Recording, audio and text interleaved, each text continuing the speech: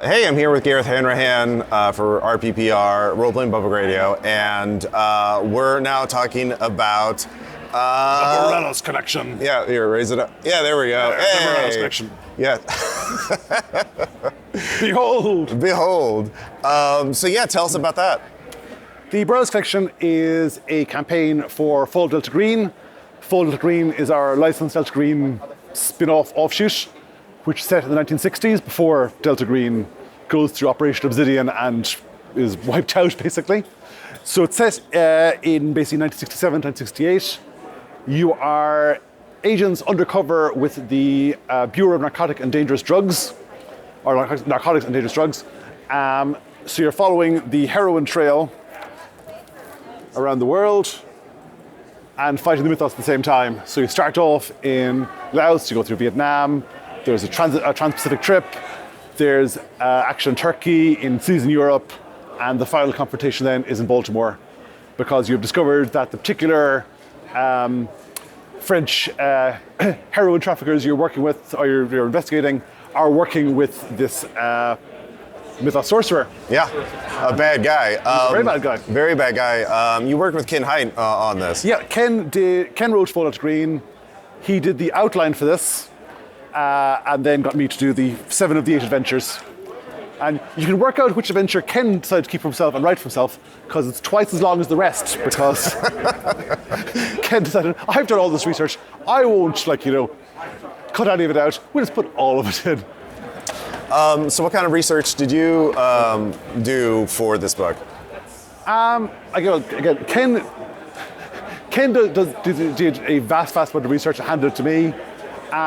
But yeah, I mean, I've spent an awful lot of time reading about history of the Vietnam War, events in Lebanon in the 60s, just the general crazes of 1968, because there's one scenario is set during the French student riots, where things are really weird in France. There's one set in Berlin during the Cold War, so there was lots of Berlin spy stuff and research there. Baltimore and Edgar Allan Poe are major subplots, so there was a lot of reading of Poe poems trying to work out which ones we can repurpose for the mythos. Many of them, it turns out. I know how to make opium or heroin now, if you're, and a lot of rereading in the case of Charles Dexter Ward and related stories over and over again. Yeah, I mean, that's always been the success for Delta Green, is taking the source fiction and applying the real world to it. Yeah. And were there any surprises in, I guess, I found a perfect way to marry the real world and Lovecraftian? Oh, I think just spoilers here for the final adventure a bit. It's set in Baltimore and involves a ritual, and I was looking for a suitably dramatic place to hold the ritual. I'm going, okay, it has to be close to this area in Baltimore, historically old enough to have been set up around the time of Joseph Curwen et al. And that whole cabal of necromancers, and have subback residents. And I found the Baltimore Shot Tower, which is where they used to make bullets, and they did that by dropping molten lead down this tower. Oh, jeez. So, and basically, as it falls, gravity forms into the right shape. And that lined up, so the falling and the lead and the spiral tower just lined up with other bits in the scenario so perfectly. So oh, wow. And also there's the whole idea of summoning Yog-Sothoth from top of the tower, so it all lined up neatly. Oh, wow, yeah.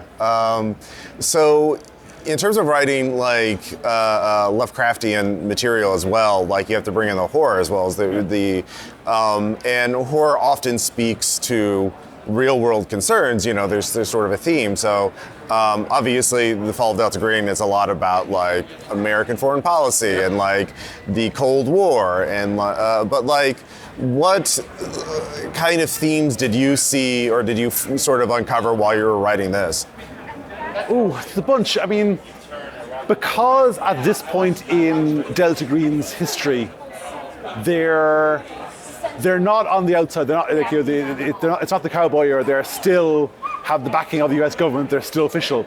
There's a lot there about like the compromises they made and having to basically work with terrible people. Like there's one scenario in there which is one of my favorite ones, where you're sent to Beirut to negotiate with this horrible ex-Nazi called Francis Canute. He's a real person.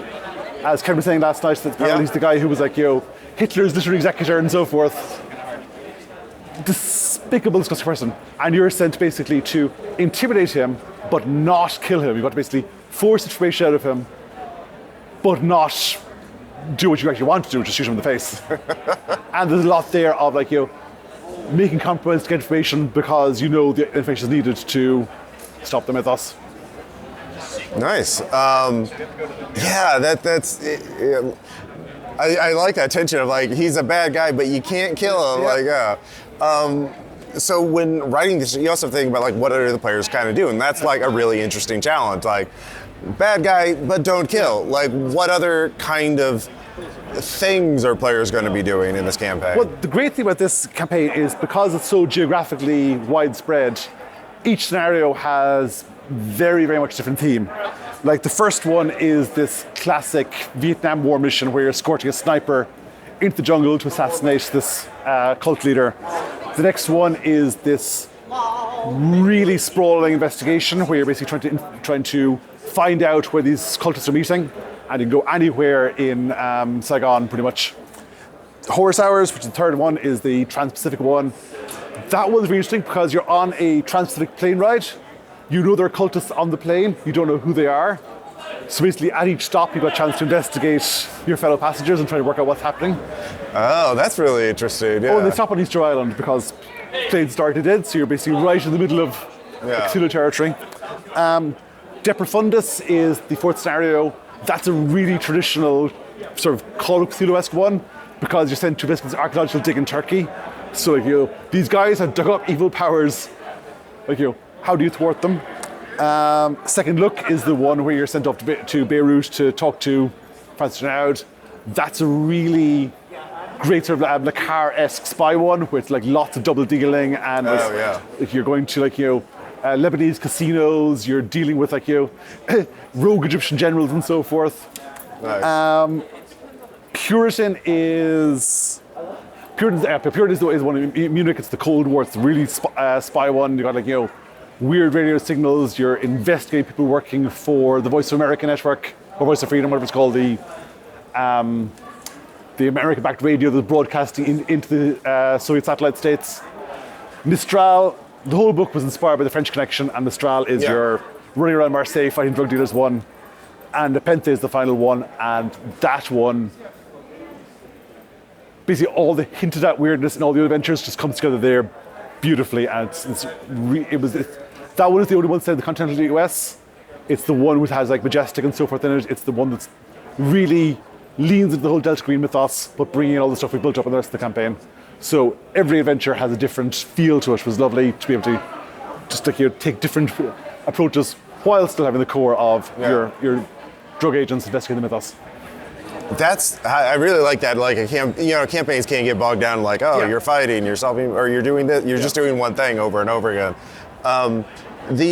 How familiar with the history of the era do players and GMs have to be with this?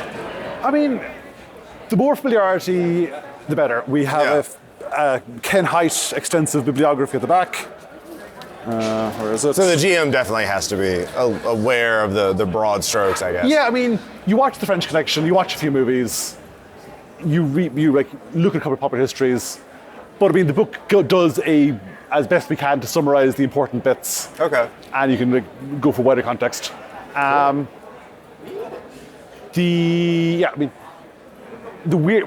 There's a book called 1968, and it is a fascinating read because that was a very, very, very strange year for the whole world. Yeah, no joke.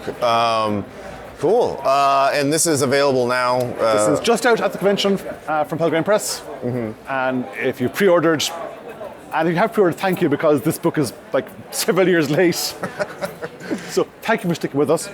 But yeah, I got pre-orders now. It's available from Pelgrane now. It'll be in stores very, very soon. Great, cool. Is there anything else about the book you want to mention that we haven't gotten to yet? It's very lovely. It's very lovely. It's got great art too. Great art.